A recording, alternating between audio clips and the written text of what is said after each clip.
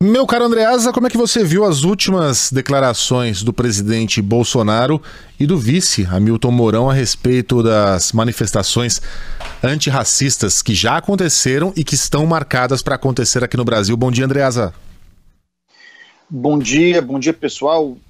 Primeiro eu preciso dizer que não é comum, mas surge, pressionado, sob pressão, uma ação coordenada, articulada, concertada entre o presidente da República, Jair Bolsonaro, e o vice-presidente Hamilton Mourão, que raramente, até aqui, desde que eleitos, dançaram a mesma música. Isso é, obviamente, expressão de preocupação com a possibilidade de que esses movimentos de rua pró-democracia, antifascistas, antirracistas, cresçam não apenas em matéria de volume, mas em materialização de pauta, deixando essa pauta absolutamente legítima, mas difusa para algo como, por exemplo, pró-impeachment, né, que ainda não está claramente configurado, mas que seria um gatilho para atrair outros setores da sociedade que ainda não mobilizados nas ruas.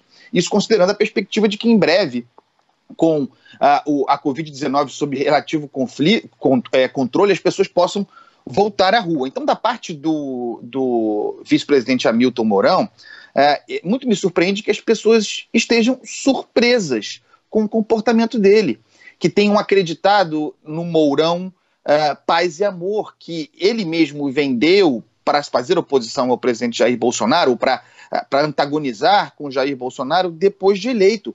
Mourão foi escolhido para ser vice na chapa de Jair Bolsonaro por aquilo que dizia e disse antes da eleição, inclusive pregando abertamente, ainda sob o governo Dilma, autogolpe. Isso entre outras frases, para ser generoso com ele, controversas. O que os une agora é esse temor e, sobretudo, para fazer referência ao que disse Mônica Bergamo agora há pouco, a perspectiva de que a principal chance de queda deles, as chances são pequenas, mas que a principal chance de queda deles estaria hoje no TSE. E o TSE significaria que caem Bolsonaro e Mourão. Daí porque, estrategicamente, ambos se unem, né, ante o risco de uma cassação de chapa. Isso da parte de Hamilton Mourão. Não há nenhuma surpresa no seu comportamento, mas também é um comportamento em busca de sobrevivência. Da parte de Jair Bolsonaro, ao chamar os movimentos que foram às ruas no domingo e que irão novamente, tudo indica, nesse próximo de terroristas, ele tenta, ainda numa fase inicial, e como eu disse, de natureza difusa desse movimento, pespegar na coisa a imagem de terrorista. Isso para afastar a população. Isso como um movimento mesmo de esvaziamento de sua parte, tentativa de esvaziar conceitualmente um movimento que, se amadurecer para a pauta anti-impeachment, pode trazer à sociedade. Então, por exemplo, o presidente pediu, e tem a impressão que reforçará esse pedido, para que os seus, né, que ele diz não controlar, e eu tenho certeza de que isso não é verdade, de que os seus movimentos de rua não estejam nas ruas no próximo domingo. A ideia é deixar os movimentos pró-democracia, ditos pró-democracia, sozinhos. O presidente aposta, portanto, em que, sem bolsonaristas na rua, haja um conflito com a polícia e que, portanto, ele tenha mais facilidade ainda, sem os seus na rua, de ativar o discurso da ordem, de apontar para os manifestantes como violentos, como destruidores de bens públicos e tudo mais. Vamos lembrar também que o presidente fez referência ao que aconteceu no Chile, e que foi fazendo referência ao que aconteceu no Chile, ainda no ano passado, que Eduardo Bolsonaro falou em AI-5, ou em algo como AI-5 para reagir à desordem, à desobediência civil. Essa parece ser a aposta do bolsonarismo. Então vou voltar ao que eu disse aqui na segunda-feira.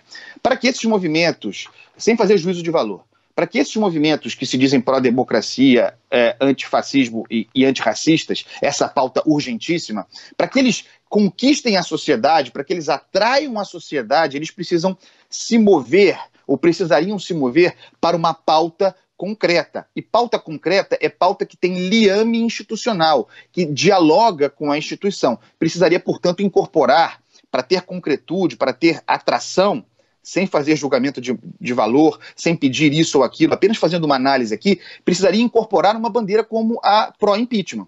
esse seria o gatilho para ampliar o movimento, para que ele deixasse de ser, como hoje está identificado e um movimento, sobretudo, de esquerda. Já, por exemplo, a adesão de Guilherme Boulos, de novo, sem julgamento de valor, mas é o tipo de adesão que facilita, lembrando invasão de propriedade privada e tudo mais, que facilita o discurso bolsonarista, que explorado pelo discurso bolsonarista faz aquele sujeito que votou no Jair Bolsonaro em 2018 e que está de saco cheio das confusões, das crises, das trombadas do presidente da República, faz esse cidadão lembrar de por que votou em Jair Bolsonaro. Então, o grande desafio desses movimentos para conseguir se livrar da pecha que o bolsonarismo tenta impingir é buscar conteúdo institucional, é defender, por exemplo, um dos principais ataques do Jair Bolsonaro, um dos principais alvos do bolsonarismo é a democracia representativa, é o sistema político, é o sistema partidário, é o Congresso Nacional. Se esse movimento conseguir ir às ruas defendendo bandeiras institucionais, por exemplo, impeachment, e se associando isso, a defesa da democracia representativa, eu acho que há uma chance desse movimento, essa é a preocupação do presidente da República, desse movimento ganhar corpo e atrair setores importantes não partidários da sociedade, pessoal. A população estaria disposta a sair às ruas para defender essas pautas, Andreasa?